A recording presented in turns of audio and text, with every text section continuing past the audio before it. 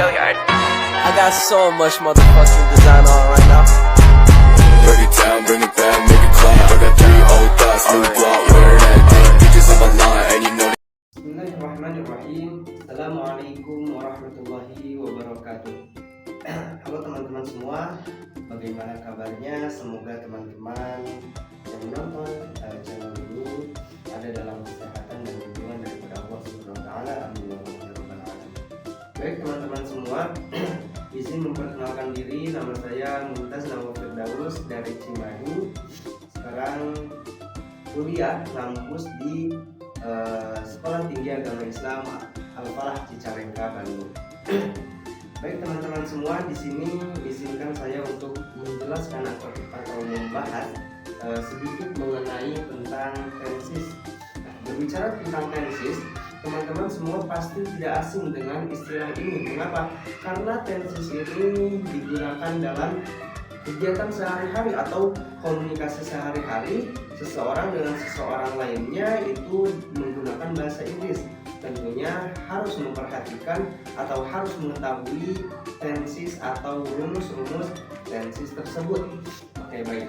Tensis yaitu suatu perubahan bentuk kalimat dalam bahasa Inggris yang memperhatikan terhadap time, waktu, dan juga event atau kejadian atau kegiatan. Dilihat dari time atau waktu kejadian, waktu kegiatan tersebut, tenses itu terbagi menjadi 4. Yang pertama yaitu ada present, yang kedua ada past, yang ketiga ada future, yang keempat ada past future.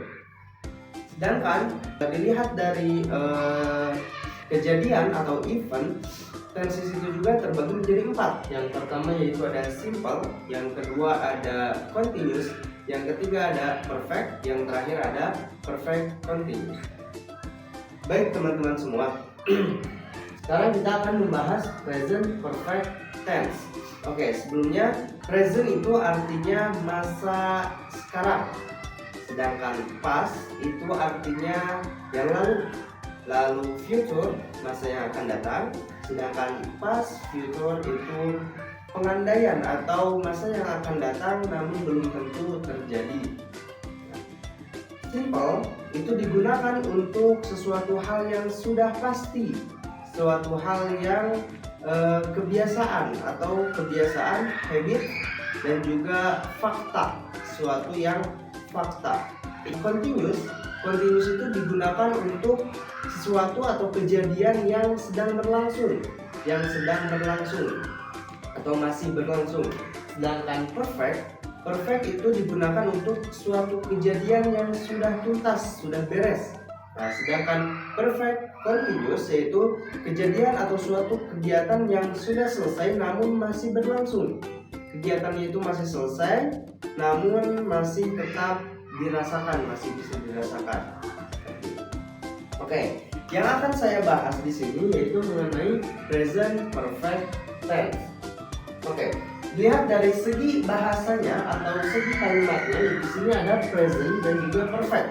Present tadi sudah ya, yaitu masa sekarang, sedangkan perfect suatu hal yang sudah selesai, kejadian yang sudah tuntas. Maka present perfect yaitu peristiwa atau kejadian yang sudah atau belum terjadi sebelum masa sekarang. Ya, di sini ada functions atau fungsi dari present perfect tense. Ada 3. Yang pertama yaitu something happen, unspecified time, atau something happen itu terjadi di masa lampau. Di sini ada kata happen, ya, itu terjadinya itu di masa yang lampau. Namun ada catatan yaitu unspecified time, yaitu waktunya itu tidak spesifik, tidak penting. Waktunya itu tidak penting, seperti misalkan saya sudah makan tadi. Nah, tadinya itu entah kapan gitu, tidak dijelaskan secara spesifik. Nah, itulah yang dinamakan atau masuk ke dalam contoh present perfect tense. Karena apabila kita menjelaskan waktu yang spesifik, maka itu masuknya ke dalam simple past ya, atau simple present ya, present simple. Oke. Jadi menjelaskan sesuatu yang sudah terjadi di masa lampau atau baru saja terjadi, namun tidak menjelaskan spesifikasi waktu kejadian itu berlangsung. Misalkan saya baru saja melihat dosen, baru saja itu entah 1 jam yang lalu, 2 jam yang lalu, atau bisa saja kemarin gitu, baru gitu, kemarin juga gitu. Jadi waktunya tidak spesifik seperti itu. Itu fungsi yang pertama. Lalu fungsi yang kedua yaitu activity repeat, yaitu sesuatu aktivitas yang diulang-ulang, suatu kejadian yang berulang-ulang atau berkali-kali terjadi gitu. Seperti contohnya saya sudah membersihkan kamar saya 2 kali. Nah, 2 kalinya itu kejadian yang diulang-ulang. Atau Bayu sudah ke kampus 3 kali gitu kan, sudah mengunjungi kampus 3 kali. Atau saya sudah pernah singgah di restoran ini 3 kali. Nah, itu sesuatu yang diulang-ulang, activity repeat. Lalu fungsi yang terakhir yaitu situation began in the past continues to the present. Situation began in the past continues to the present, yaitu artinya situasi yang dimulai pada masa lampau tapi masih tetap terjadi atau masih dirasakan pada masa sekarang. Sesuatunya itu dimulainya itu di masa lampau, namun sampai sekarang masih berlangsung kejadian tersebut. Contohnya misalkan seperti saya tinggal di Cimahi dari 20 tahun yang lalu. Nah, I have lived in Cimahi for 20 years. Jadi sesuatu yang dimulai pada masa lampau namun pada masa sekarang itu masih berlangsung. Seperti contoh lainnya misalkan saya belajar di pondok pesantren Kampung Quran sejak 3 tahun yang lalu, namun sampai saat ini saya juga masih mondok di Kampung Quran, seperti itu kurang lebih.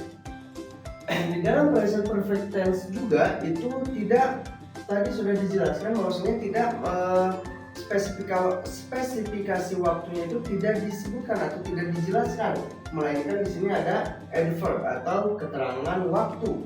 Keterangan waktunya bisa ever atau pernah, never tidak pernah, already sudah, yet lately yet masih, lately akhir-akhir ini, seperti itu. Just and recently itu biasanya digunakan untuk penekanan untuk kejadian yang baru saja terjadi, just tadi ya, seperti itu.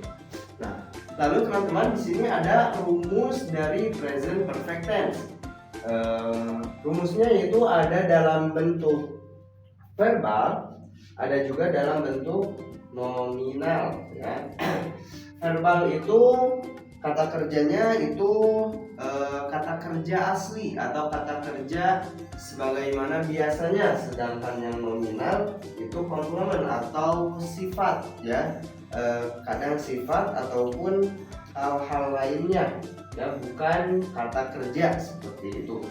Nah, di sini rumusnya itu subject lalu have or has ditambah verb 3 yang untuk positive sentence. Lalu untuk negative sentence itu ada subject plus have or has plus not plus verb 3. Lalu di sini ada interrogative sentence, yaitu rumusnya have or has plus subject plus verb 3. Nah, untuk yang nominal itu subject plus have or has plus been. Nah, di sini ada tambahan been plus complement. Lalu yang negative sentence untuk nominal rumusnya subject plus have or has plus not plus been plus complement. Lalu yang terakhir untuk interrogative sentence yaitu have or has plus subject plus been plus complement. Oke, baik. Nah, di sini juga teman-teman harus memperhatikan have or has ini digunakan untuk subjek apa saja. Nah, di sini ada rumusnya juga. Untuk I, you, they, we, I, you, they, and we itu menggunakan have, teman-teman. Ya. Sedangkan she, he, it itu menggunakan has. She, he, it menggunakan has. I, you, they, we menggunakan have. Di sini yang terakhir ada regular verb dan juga irregular verb. Apa itu? Ini berkaitan dengan verb 3 di sini ya. Berkaitan dengan verb 3 di sini. Yang regular verb itu dari verb 1 ke akhirnya ke verb 3-nya itu hanya berubah sedikit. Maksudnya hanya ditambah ied atau ed saja. Misalkan work jadi work. Nah, misalkan work ya. Work menjadi work di dalam verb 3-nya seperti itu. Misalkan study menjadi study. Nah, seperti itu ya. Ditambah ed atau ied. Sedangkan yang irregular verb itu jauh dari verb satunya. Misalkan verb 1 dari drink, verb 2-nya drunk, verb 3-nya drunk ya, atau eat menjadi verb 3-nya itu eaten. Ada juga misalnya speak menjadi spoken. Nah, mungkin itu yang dinamakan dengan irregular verb ya, di antara contoh-contohnya. Seperti itu, teman-teman. Oke, baik teman-teman. Contoh misalkan I yang subjek yang verbal dulu ya, teman-teman. I have eaten. Saya sudah makan. Atau contoh yang negative sentence-nya I have not ya, have not eaten. Have not eaten, seperti itu. Yang interrogative sentence-nya yaitu contohnya have you eaten? Have you eaten? Seperti itu. Nah, untuk yang nominal, misalnya contoh I have been hungry. I have been hungry. Yang negative sentence-nya I haven't been hungry. I haven't been hungry. Yang interrogative sentence-nya have you been hungry?